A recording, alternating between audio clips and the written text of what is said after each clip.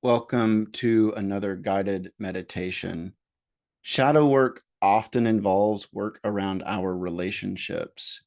And some of that work is being aware and becoming aware of who drains our energy, who activates energy in us, who are the people that we experience either positive or negative charges around, like the people that we really want to be with, that we want to experience life with, that we want them to feel us with them, and then the people who we want to repel, that we don't want to be around, that we really would quite literally cross the street to avoid. So I want you to take a moment and a few deep breaths and just let those people, those spaces come to mind. Trust your imagination. So a couple deep breaths in your nose,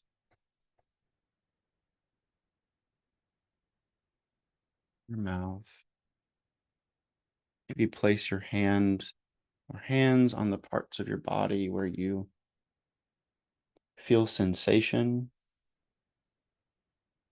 as you consider the people who bring forward a charge.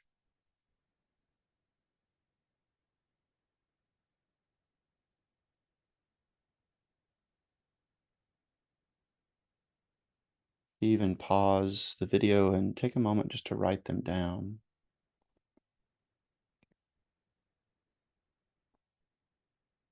So as you see in front of you the people that you carry a charge with or toward,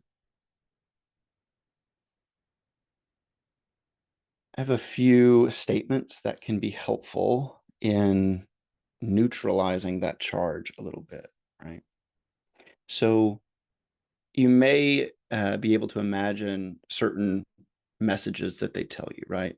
They might not say these things, but they may communicate them in some form, right? Someone who really wants to take up a lot of your time, right? They want to just be where you're at all times, um, almost like intrusively and asking too much of you. That would elicit usually a repelling experience. And that's not a bad thing, right? Those are boundaries. But I want you to practice the phrase, I see you, I hear you, I see you, I hear you. And you don't have to know exactly what it is that you see or what you hear. It's really just them. There's something that perhaps they're wanting from you. And that's their work to figure out and to name overtly, clearly. It's not your work. But it takes a lot of energy to constantly be in opposition towards that kind of energy. It takes a lot of time and effort to hold boundaries in almost like an a la carte situation, right? Every time they come toward you, you have to put up that boundary, right? It takes a lot of work. So a standing boundary that you can have is, I see you, I hear you, because what they are wanting from you is really ultimately something that's in them, at least at first, right? It's something that they might need to address within themselves.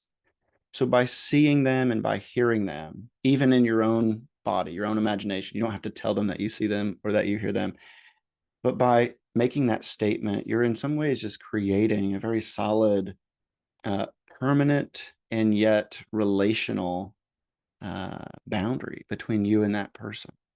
And that's okay. Boundaries help with relationships. Boundaries, because they differentiate us from other people.